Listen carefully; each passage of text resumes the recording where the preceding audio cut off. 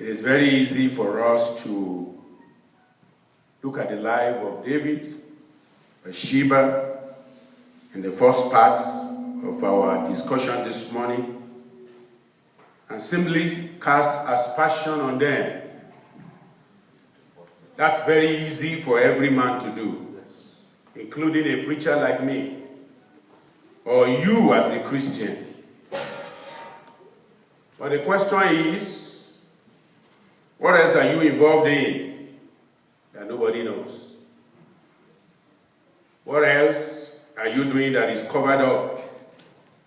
And you know, if people should know about it, it will be a great scandal.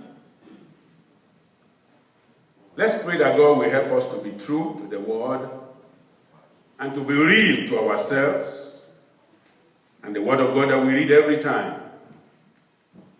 Let's pray that as we take our eyes away from David and Bathsheba, the focus will be on you and I. The mirror has shifted its focus from others to me, to you. What are we going to see if that is done? Let's pray that all that will be seen will be the cleansing power, the washing by the word of Christ, holiness and purity, nothing untoward, nothing sinful, nothing that can make us sad or make heaven to reject us. Pray that as we still have today, we'll be able to make amends. Like the two characters that we focused on, David and Bathsheba. Let's ask for grace to always weigh ourselves in the light of eternity, watch over our souls in the light of eternity, ask for wisdom because we lack it, obviously, by our actions. Those three weapons that God has given to you and I, we will not toil with them. We will not toy with them, but we will toil with them. That is, we will walk with them. We will not toy, play with them. The Spirit will direct us. We'll stop rationalizing. We'll start reasoning, spiritually speaking. Father, direct our hearts to your word this morning. Holy Spirit, I pray that you are the only searchlight that can search our hearts. Let these words go deep into our hearts. Create in us a new spirit, a right spirit. Cleanse us by the blood of Jesus. Give us utterance, give us understanding. In Jesus' name we have prayed. Amen. Thank you very much. Please be seated. The first part of our message today, which exactly was what I did during the review, was to focus on the individuals, the personalities, the actors and actresses in our story in 2 Samuel chapter 12, in verse 2 Samuel chapter 11 and verse 12. Now I want to kind of go back. The way God sees things is not the way you see things. So let's go to 2 Kings chapter 12 now. We're going to take a passage there, and that will form the crux, the pillar of our final message today. 2 Samuel chapter 12.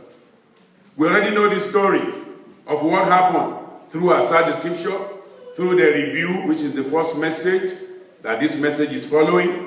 So if anybody is going to understand what I'm saying here, you will have to listen to the side scripture. You also have to listen to the review, which is the first part of the message. In chapter 12, verse 7, and Nathan said to David. So there you see that we are introducing another character, the man of God, the prophet, representing God and speaking or judging this matter the way it should be. And Nathan said to David, thou art the man. Thus says the Lord God. So we see now we're introducing God, godliness, righteousness. In this case, thus says the Lord God of Israel, I anointed thee king over Israel, and I delivered thee out of the hand of Saul. And I gave thee thy master's house, thy master's wives into thy bosom, gave thee the house of Israel and of Judah. And if that had been too little, I will moreover have given unto thee such and such things. Praise the Lord.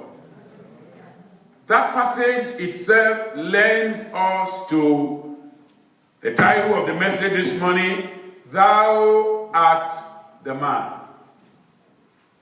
Thou art the man. The reason why this response came was because in every heart, the heart of David included, or the heart of man included, in every heart, there's always a way to rationalize things. Especially, we have a way to judge things when it doesn't concern us. But when the rubber meets the road, our judgment will change so easily and quickly. Look at what happened. Initially here, when the parable was given, let me start from chapter 12 verse 1. The Lord sent Nathan unto David, and he came to him and he said unto him, there were two men. That totally disarmed David. There were two men. So this message is not for me, it's for two men. It's about two men. But David was not thinking about himself and Uriah. There are two men in one city. The one rich, the other poor. The rich man had exceeding many flocks and herds, but the poor man had nothing, save one little ewe lamb, which he had bought and nourished up, and he grew up together with him and with his children. He did eat of his meat, and drank of his cup, and lay in his bosom, and was unto him as a daughter. And there came a traveler unto the rich man, and he spared to take of his own flock, and of his own herd, to dress for the wayfaring man that was come unto him, but took the poor man's lamb, and dressed it for the man that was come to him. Verse 5, David was so quick. And David's anger, think about it. He got angry. He was a man of righteousness, a man of judgment.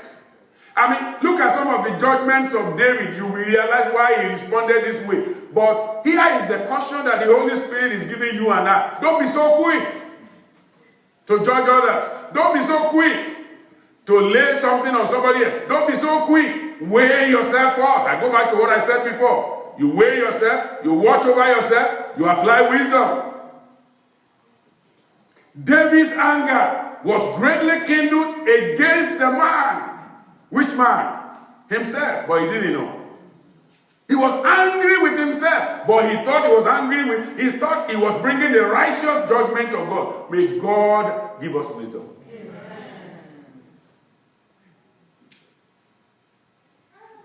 And he said to Nathan, as the Lord liveth, the man that hath done this thing shall surely die. Of course, I read to you in the morning, Leviticus chapter 20 verse 10. Amen.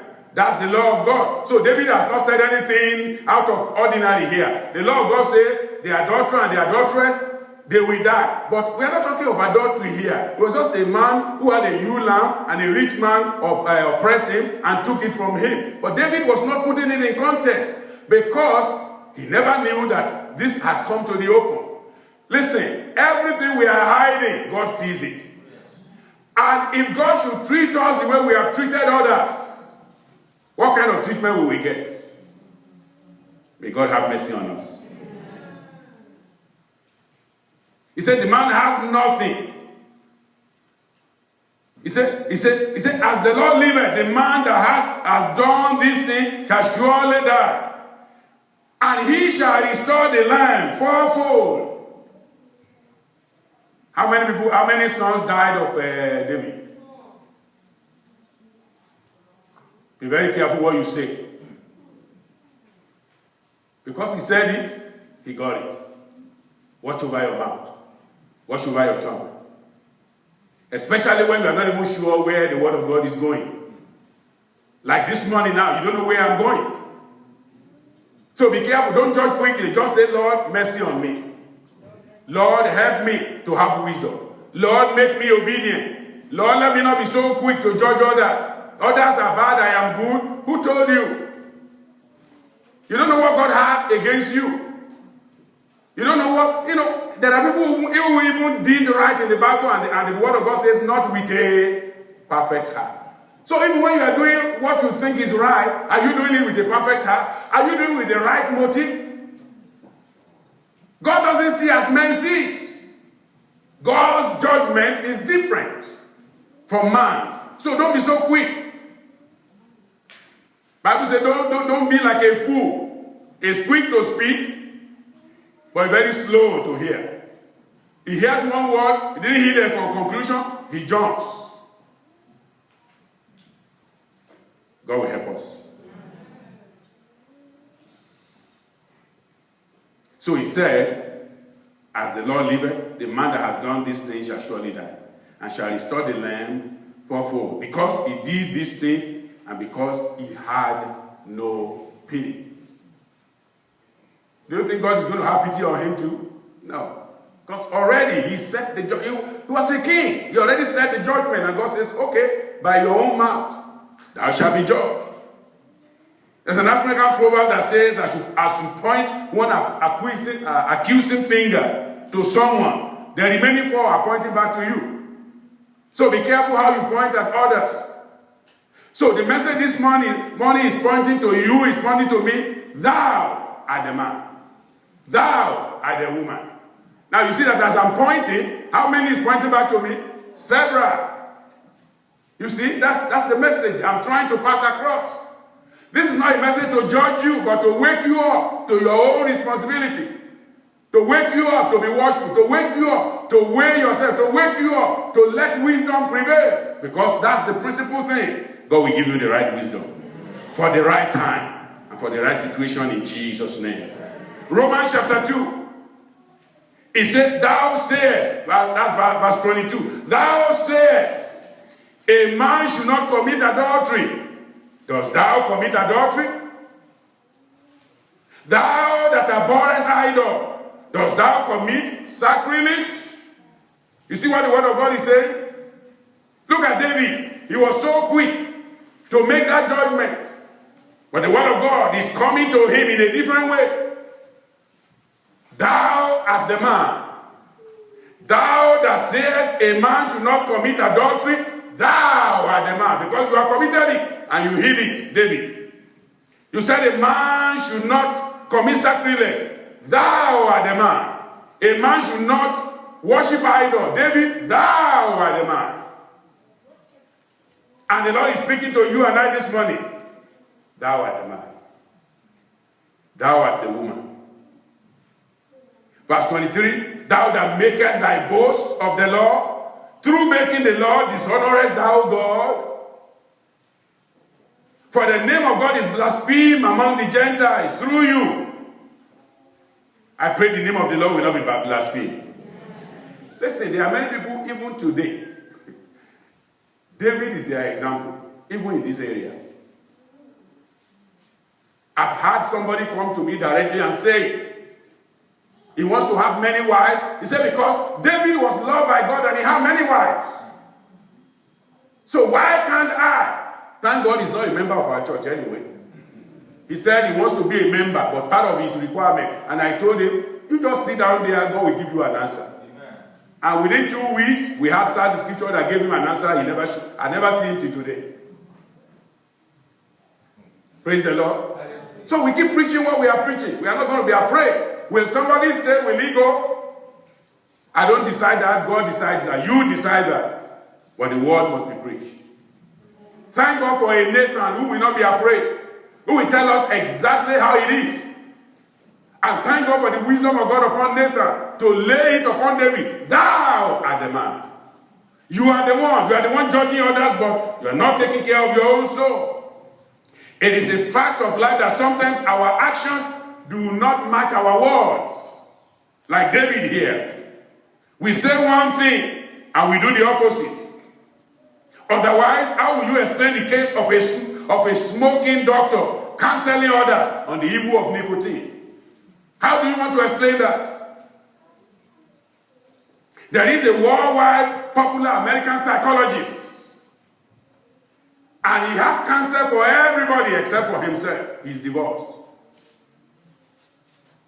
He can't keep home, but every day on his show, people come there and he's counseling them the right way to go and the right way to go, but he cannot counsel himself, except himself. He can counsel the whole world, and people buy his tape, people watch his program, all of that, but he has no counsel for himself. That's human beings. That's human beings. We will not be like that. Amen. Let me read something to you and you tell me who I'm talking about. You probably will never guess who I'm talking about. Here's what was written about him. He made free use of Christian vocabulary. He talked about the blessing of the Almighty and the Christian confession which will become the pillar of his new government. He assumed the earnestness of a man weighed down by historic responsibility. I have a historic responsibility to bring the will of God. He handed out pious stories to the press, especially in church papers. He showed his tattered Bible and declared that he drew strength for his great work from it. As scores of pious people welcome him as a man sent from God. I'm not going to ask you to even think about who he is because you will all go somewhere else. But I don't want that to be the issue here. I'm talking about Adolf Hitler. This is what was written about Adolf Hitler.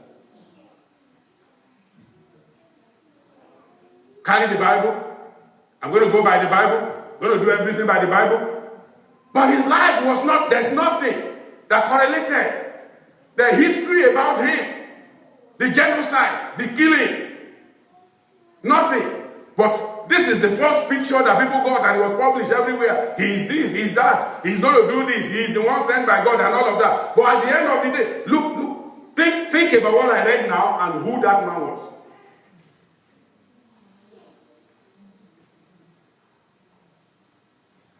While God is the only perfect being, we must tell ourselves some truth. And the truth is, human beings, we are good at theory, but we are very woeful in practice.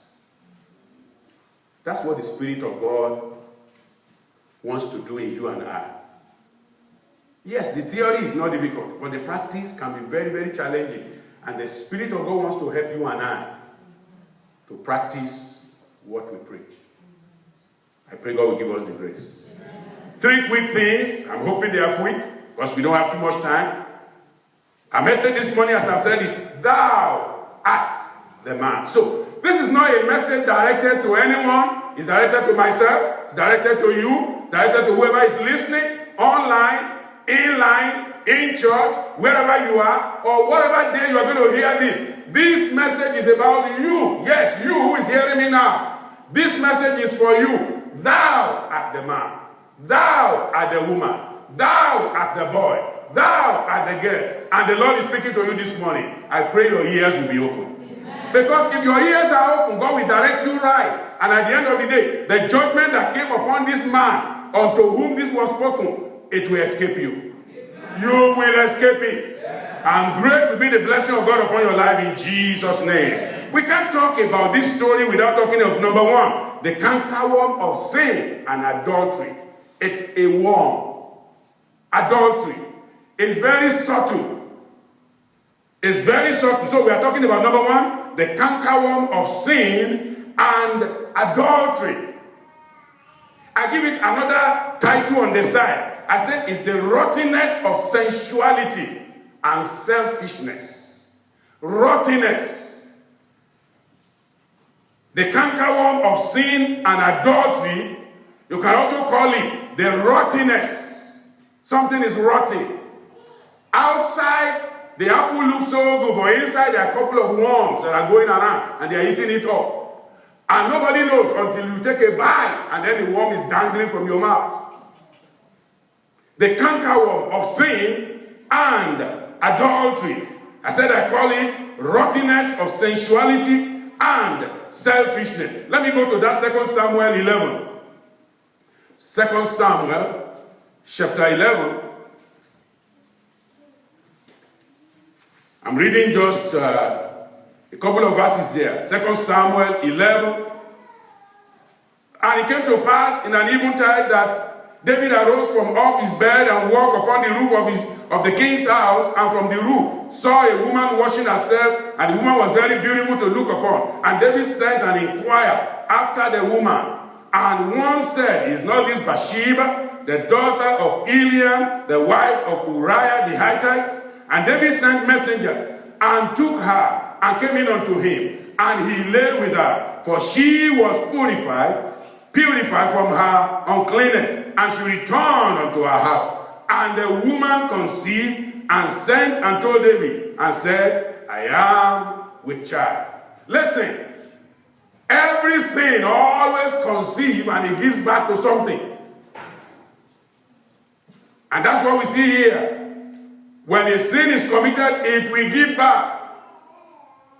It will give back. Because as God lives, the soul that sinneth shall die. So we see here the cankerworm of adultery. In fact, let me use an analogy in the book of Joel. Joel chapter 1.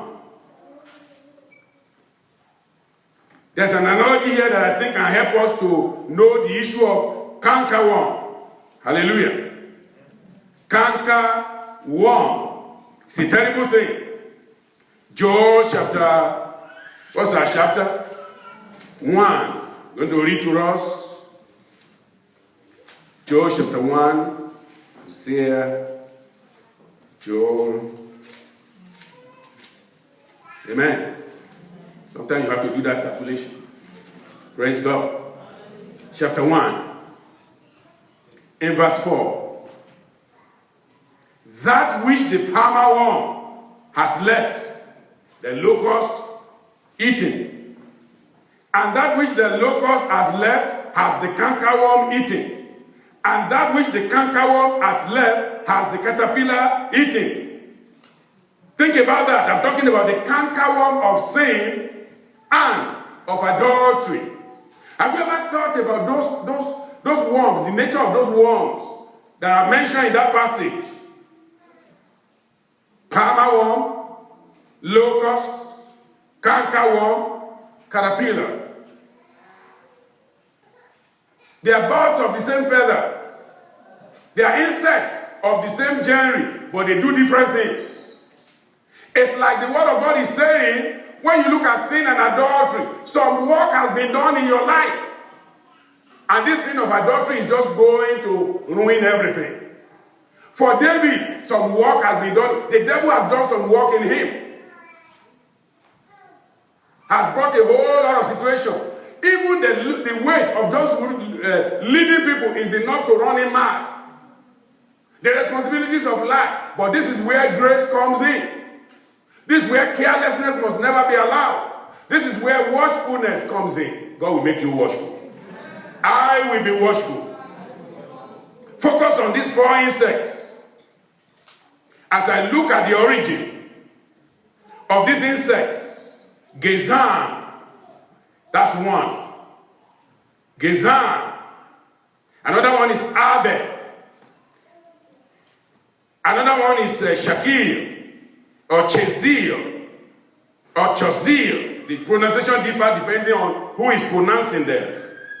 But so that I don't bore you with all of those long stories, here is basically what it means in English. A larva or a larvae, a young locust, a rapidly non-winged but running fast locust, and then a winged locust. That's what it means. When you look at the larvae, have you ever seen a larvae climbing a leaf, right? I don't know if you know Animal Channel. If you ever watch any of those National Geographic, you're going to see the larvae is moving. But look at the mouth of the larvae. He gets into a leaf, cuts into it. Within 1 hour, those larvae, they can strip down a whole tree. That's how, they're so effective. They just destroy the whole tree. Because without the leaf, the tree cannot survive. It's the same thing. Sin, that's how it does in the life of people. It starts very small, like a larvae, but very destructive.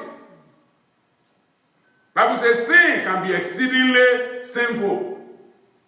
And that makes it tough and bad.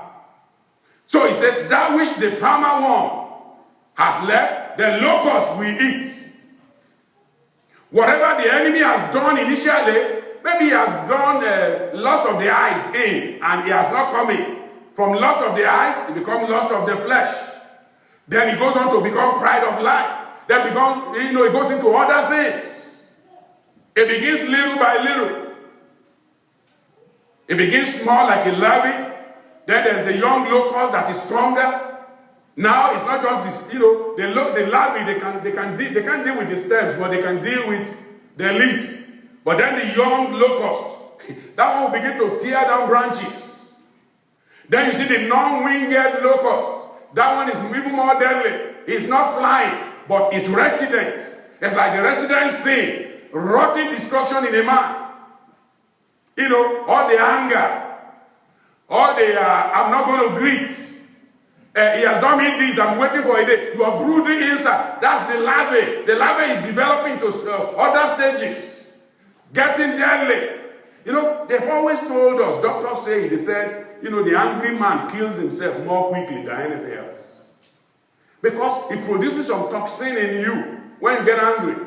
Somebody said it takes more nerves for you to frown than to laugh. It takes more for you to frown. It takes a lot from you to frown than to laugh. So the same way, more acid is produced when you are angry, when you are brooding, when you are discontented, when you are so unhappy. Nothing makes you happy in life. And then the devil says, well, that's the larvae, I'm producing it. And then suddenly the larvae may become an organism, a young locust. Now it's able to move around. It's no longer resident in one place, it's moving. It's not crawling, but it's walking. But then before you know it will start running. That's the non-winged locust. But before you know it will take flight and begin to run. And then you can't control it anymore. That's how sin is. That's the cankerworm of sin.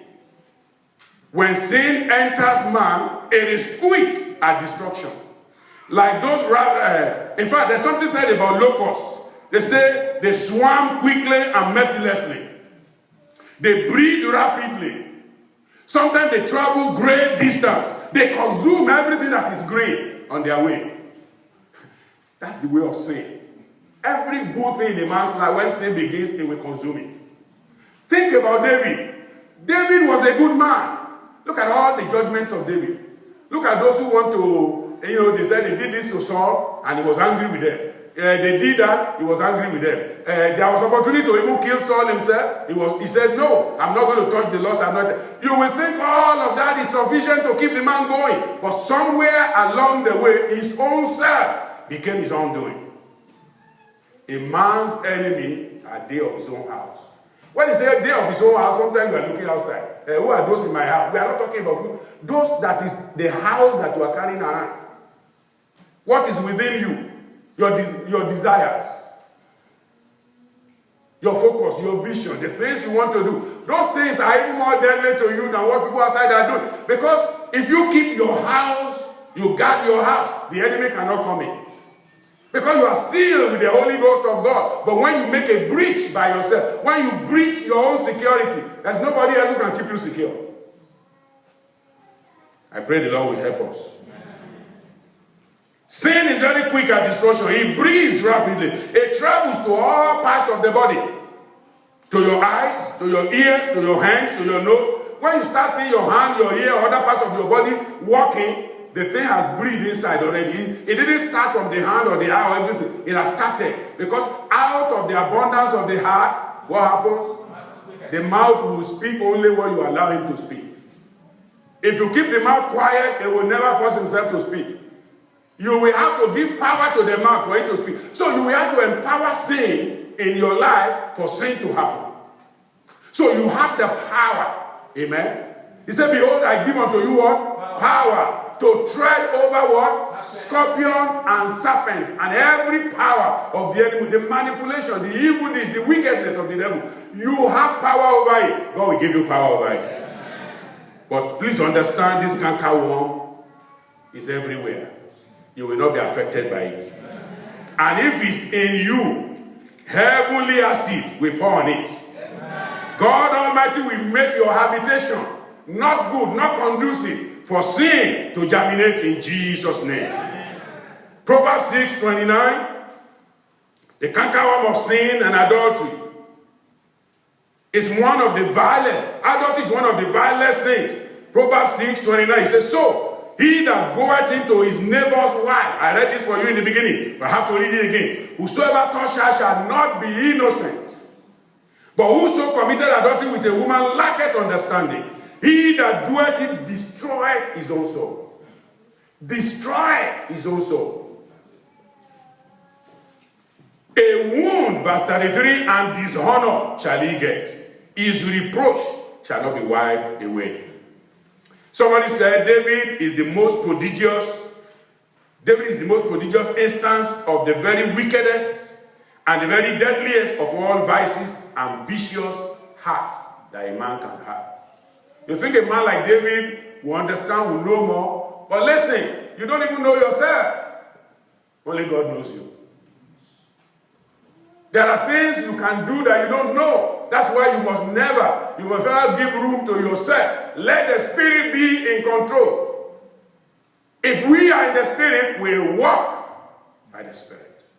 We are guided and instructed by the Spirit. The Spirit of God will guide you. He will lead you in the name of Jesus. And as you think about what happened to David, many of us may be thinking, I want you to take your eyes away from David. Because when David responded, before he was told thou art the man, he wasn't thinking he was the man. What I'm saying this morning, many may be saying, Pastor, exempt me. I won't do such. I say amen to that. Amen. By the grace of God, you will not do such. Amen. But I'm asking you to watch. I'm asking you to have wisdom. I'm asking you to make sure that your will is surrendered and yielded to God. I'm asking you not to allow the enemy to use the weapon of your ignorance against you. Your ignorance of yourself, not knowing what you are. Bible said the heart of man is deceitful above all. You cannot be wiser than the Bible, than God Almighty who made us. The heart of man is what? Deceitful. That's the natural man. That's why we have to come to God to be sanctified. We have to constantly come back to God and say, Father, this heart of mine, it must align with yours. My will must align with yours, and your will be aligned. Your will be aligned in Jesus' name. Proverbs 18 verse 12 says, Proverbs 18 verse 12, it says, before destruction, the heart of man is haughty. And before honor is humility. The part I'm looking at there is, before destruction, the heart of man is what? Haughty. Think about Pharaoh. His heart was so haughty until the final act of his son died. But even at that, you will think that's the end of it. He is done. He is diminished. The greatest thing that he had, inheritance or possession, which is his son, is taken away from him. So the man is totally destroyed. No, the man still rose up and he said, why did we let them go? Let's pursue them. That's the heart of a natural man. Before destruction, the heart of man is what? Haughty, proud, arrogant. Not me. Must be somebody else. That's not about me. Thou art the man. Thou, my brother, my sister hearing me, thou art the man.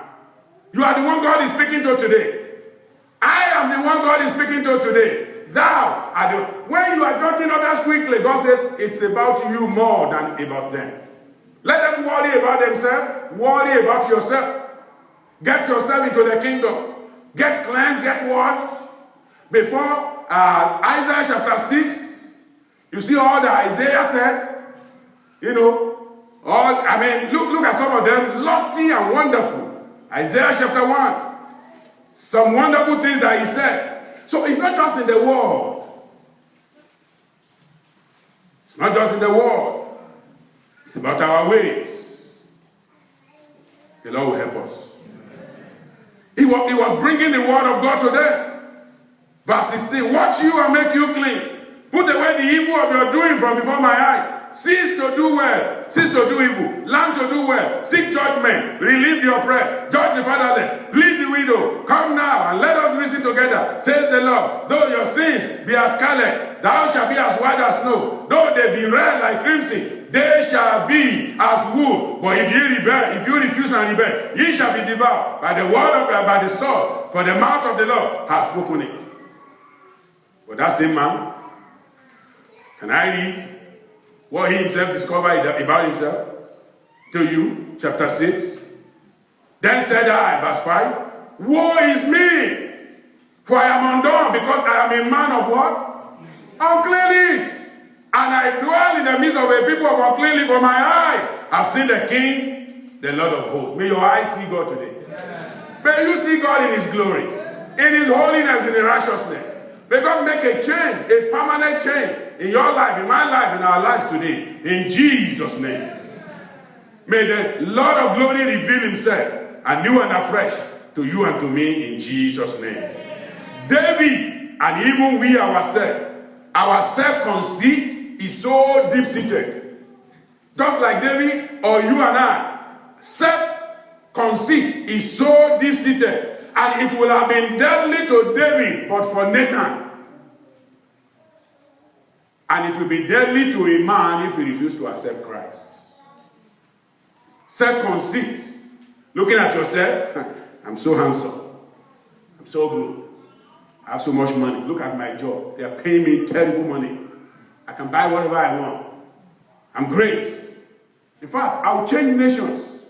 If Africa did not listen to me, I'll deal with them. The man can't even keep home.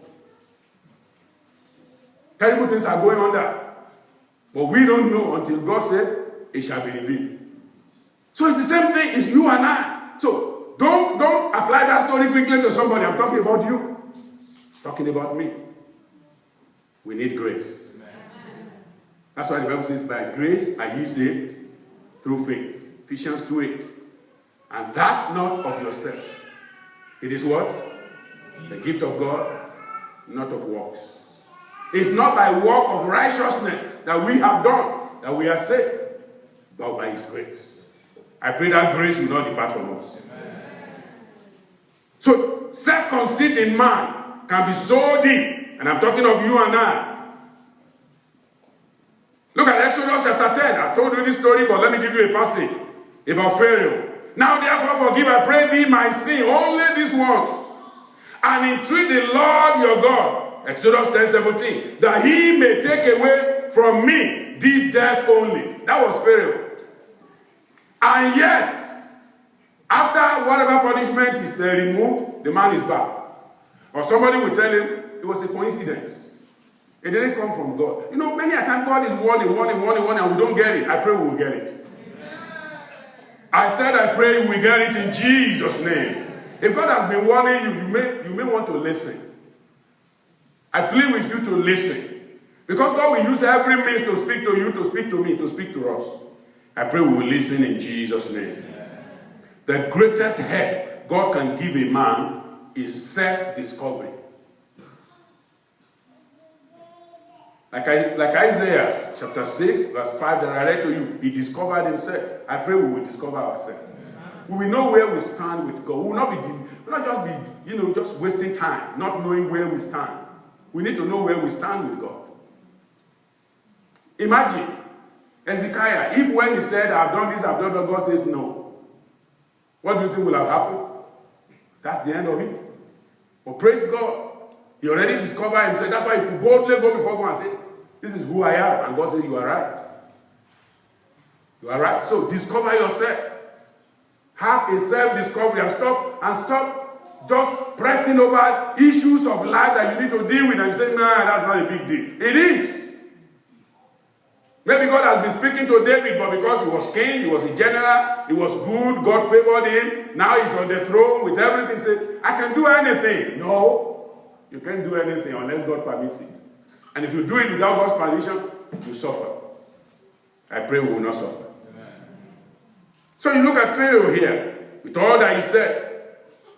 You know, how can a man like David live all the time, soaked to the eyes in adultery and murder, and yet, when the prophet came, he didn't even think that it was about him.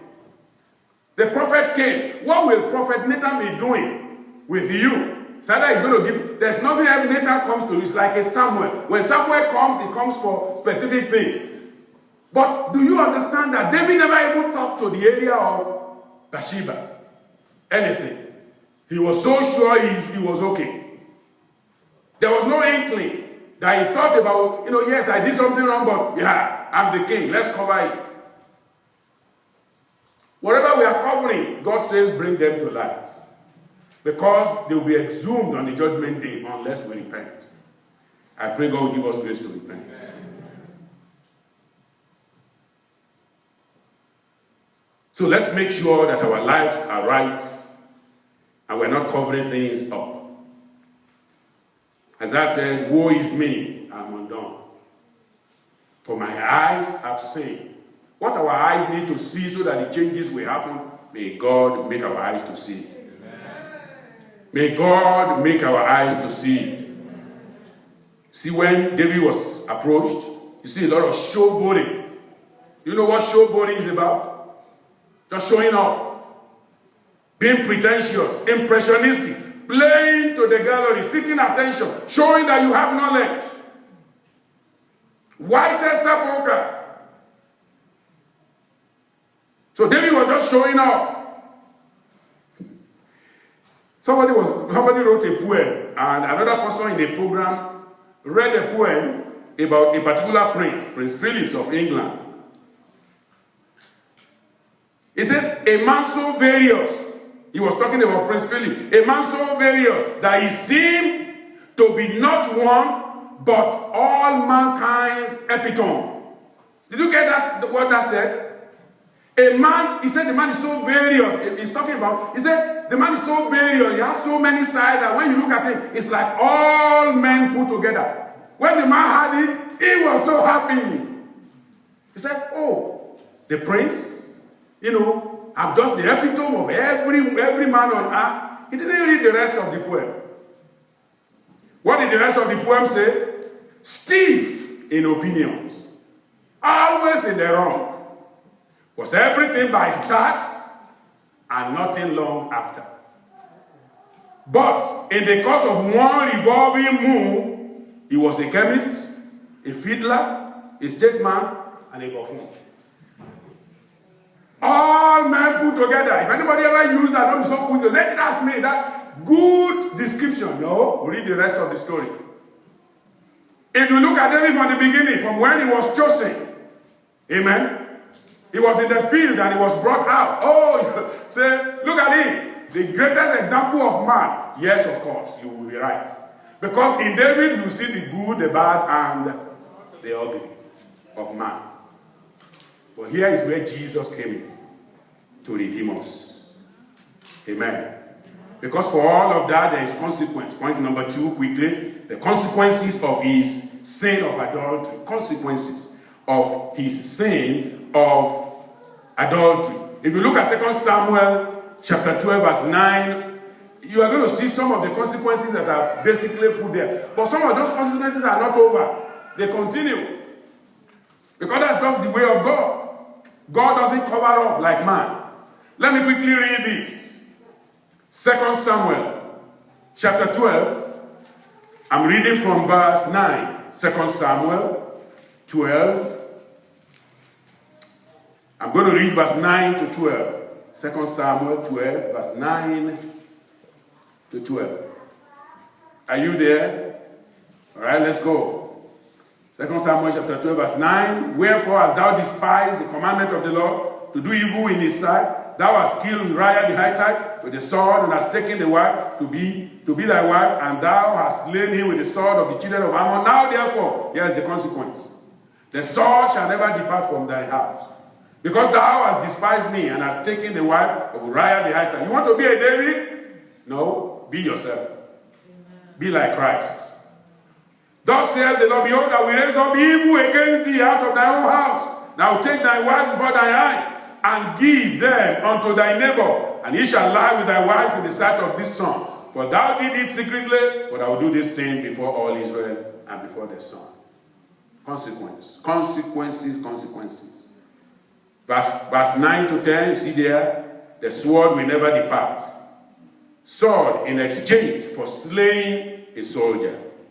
That's what he got. That's the consequence. Sword. Consequence upon the slaying of his soldier. So he got a sword in exchange. You know, here is one thing I thought as I got to that point in the message, as I was preparing. I said, what we exchange is too heavy for the same to be worth it. The exchange is too much. The peace. Oh, what peace we often forfeit. Oh, what needless pain we often bear when we get ourselves immersed in compromises and sin. So, in exchange for slaying a soldier of the Lord, he got a sword. Verse 11, God says, I will raise up evil against you. So God raised up evil in exchange for resisting, in exchange for not resisting the enemy. He didn't resist the enemy, so God raised up evil. Because resist the devil and he will do what? He will flee away. If David had resisted at the point where he said, whose daughter is this? Oh, that's Bathsheba, daughter of Eliam, granddaughter of Ahithophel. Oh. From that point, if something speaks to her, say, David, what you are doing is not even good. Of course, it's already sinful that he even went to that extent. But at that point, if he had turned back, it would have been a different story. There is a point somebody is at today, and God wants me to tell you, it's a point that you need to turn back, because every step after that is a point of no return. Consequences will come. I pray God will give us wisdom. Amen. Verse 12, there was open shame in exchange for secret sins. Because Romans 6:23 says the wages of sin is what? Is death. Thank God that the gift of God is eternal life through Christ. But there's still some wages, there's consequences, physical. Eternal life, yes, we will get when we repent. But what are the consequences? So when you weigh it very well, it's not worth it. So free from every sin. But brethren, as we are running towards the conclusion of our message, this aspect I need to talk about.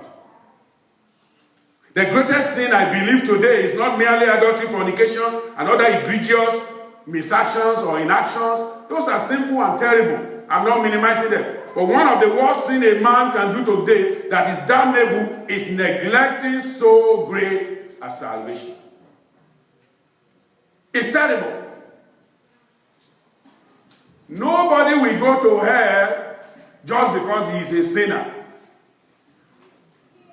People will go to hell not because of their sin, but because they refuse to repent and accept Jesus as Lord and Savior. That's why they will go to hell. The solution is already available in Christ.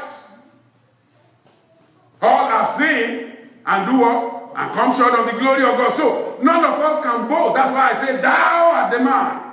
Listen to me now. Thou art the man. So whatever David did or somebody else did or Joab did, they are all sin. And God is saying, the only way is to repent of those sins. Hebrews 2:3. How shall we escape if we neglect so great salvation, which at first began to be spoken by the Lord? You cannot neglect salvation. And it was confirmed by us, by them that have. There are some people out there, even in other religions, they cannot say they have not heard. Some of them can even preach Jesus more than you.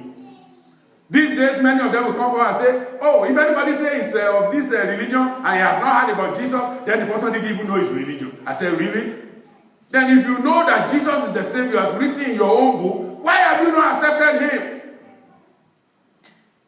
So it's just war. You are trying to con people, through the back door so that those who are already going their way, they are like what Jesus said in Matthew 23. Scribes and Pharisees, hypocrites. He said, like lawyers, they have the key of knowledge. They are not going in and they lock the door against everybody.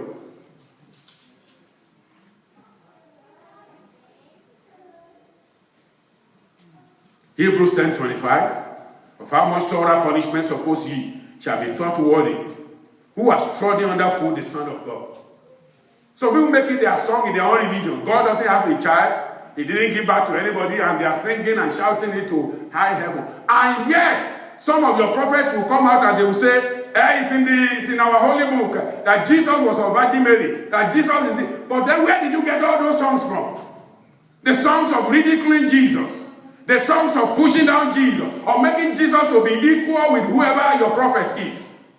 Where did you get that from? When you are now coming out and saying, oh, we also believe in Jesus, we know he's Messiah. You know he's Messiah, you are not following him. What killed Israel? It's because Israel said they were looking for a Messiah and Jesus was not. So you are just like the old Israelites. The Messiah has come. He said, I'm the Son of God. No, you argue with him. At the end of the day, you even kill him. And many people are killing him spiritually today. Because they don't want people to accept, because they have been so long in error. But I always tell people, however long you've been going on the wrong road, you better turn back, because that wrong road cannot lead you to the right destination. Turn back. How much sorrow punishment suppose he shall be thought, Hebrews 10:29, thought worthy of who has trodden under the Son, the foot, the Son of God, and has counted the blood of the covenant wherewith he was sanctified an unholy thing, and has done despite unto the Spirit of grace. They have said grace. We don't care about grace. There's no grace. May God be merciful. John 3:18, before I go to the last point. He that believeth on him is not condemned. Can the church say amen this morning? Amen. John 3:18. But he that believeth not is condemned already. You are not believing in Jesus. You can say you believe by mouth. The devils even believe and they do what? They tremble. How much more of you don't even believe? You don't think he's the Savior. You don't think he's God. You don't think he can be saved. God doesn't have children. God didn't give birth to any child. Well, you are stepped on the holy word of God. You are stepped on the prophets that are gone. And then, the Bible says, on the prophet and the law, everything stands. But you step on all of that. And yet, you want to claim the promises of Abraham. How can you get it? He that believeth on him, that's Jesus, is not condemned. But he that believeth not is condemned already, because he has not believed in the name of who? The only begotten. There are no two of them. Only begotten Son of God. And what's his name? Jesus. Church, what's his name? Jesus. Shout his name loudly. Jesus is our Savior. He's our Lord. He's our deliverer. He's our Redeemer. On this point we stand. On this righteousness we stand. On this truth that Jesus is the Son of God. He is equal with God. He is God himself. On this truth we stand to the end. In the name of Jesus. The last part is simpler, because I've already mentioned it. The cure for sins and adultery. What should you do? Repent and be restored.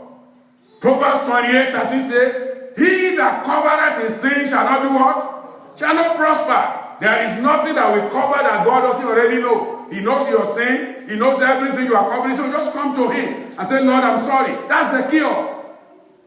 You see, that's why David could be accepted immediately. Right away when he was convicted, Psalm 51 kicked in. Psalm 32 kicked in. Amen? He began to plead with God. And God says, don't worry, you will not die. I know the judgment. According to Leviticus 20:10, is that if somebody becomes an adulterer and adulteress, they must be put to death. He said, but you will not die. I have an assignment for you. And listen, you are hearing me there, out there, online, on Facebook, on YouTube, wherever you are at home. You are listening to us on Zoom. You don't have to die. Our song this morning says, you can change. You can change. Come to be reconciled to the family of God. We've got news for you. You can choose. Life don't have to be the same. You can make a change today. You can accept Christ. He is the cure. 2 Corinthians chapter 5 verse 21. 2 Corinthians 5:21. For he has made him to be sin for us. That's Jesus. Who knew no sin, that we might be made the righteousness of God in him. In him. Religion doesn't make us righteous. It's Christ that makes us righteous. God made him to become sin. He is the propitiation. He is the sacrifice. So, as the word of God is pointing to you that you are the man, like David, respond and tell God, Lord, I have sinned. Lord, forgive me. Lord, cleanse me. Because God has made Jesus sin to us who knew no sin, that we might be made the righteousness of God. And all things, verse 18, are of God. Verse 18, all things are of God, who has reconciled us to himself. How? By Jesus Christ. You can be reconciled to the family of God today. You can be reconciled to heaven. He has given us also the ministry of reconciliation. The privilege I have to say this to you, even as he's pointing to me, is that I have been reconciled. I have been reconciled. I'm walking with Christ. I am in Christ. My righteousness is in Christ. It's not a human, worldly, carnal righteousness. I am not proclaiming my righteousness, but I'm telling you the righteousness I have is because of salvation through Jesus Christ. You can have the same. You can have the same. In the name of Jesus. So therefore, in verse 17, if any man be in Christ, is a new creature. New creatures. New creatures. New creatures. Today you can become new. You can change. He said, let the wicked, Isaiah 55 verse 7, let the wicked forsake his way. Hallelujah. Rise up, everybody. Let the wicked forsake his way. If you are at home, rise up. If you are hearing us online, wherever you are. If you are driving, that individual are driving and you are hearing, park somewhere because we need to pray.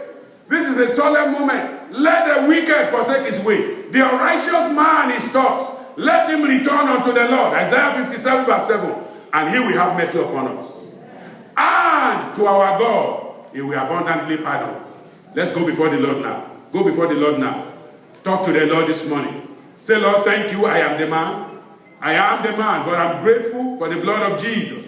I'm not qualified. Even the sense of just saying that I'm a child of God, that's enough privilege. That's enough blessing. The sense of the weight of my sin being taken away from me, that's enough privilege. Father, we bless you. We glorify you for salvation. We thank you for Jesus. We thank you for the blood that is shed. Lord, I present your church again to you this morning. Anyone here this morning that yet to be saved, Father, I present them to you. Raise up your hand, everybody. Raise up your hand. Raise up your hand. Either you are saved or not. If you are not saved, I'm asking this morning that you will raise it in surrender. Surrender to God. Surrender to God. Say, Lord, I come. Lord, I come to you. Lord, I come to you. Cleanse me. Purify me. Wash me. Make me acceptable to heaven. If you are not a child of God yet, repent. Repent, repent. Let the wicked forsake his way. The unrighteous man is taught. Let him return unto the Lord. Return to the Lord today. He will abundantly pardon you.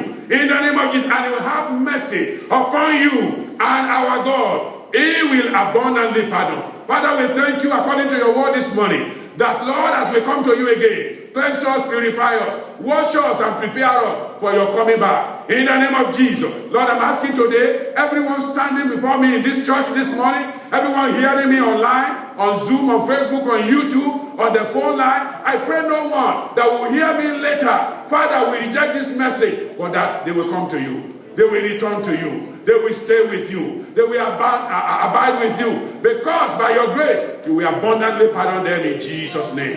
Thank you, Father, for the answer. Lord, I pray for all my brethren, those who are children of God, strength to examine ourselves. Wisdom, oh Lord, to watch over our life. Father, to walk righteously with you till the end of time. Give unto us in Jesus' name. As we go in this week, let your grace go with us. Let your strength go with us. Thank you, Lord, for the answer. And you said you have made us reconcilers because of what you have done. Father, as they go this week, let them begin to reconcile others. Let them bring souls to your presence. In the name of Jesus. Thank you for the answer, Lord. For in Jesus' mighty name we have prayed. And the people of God say, Amen. Your life in Jesus' name.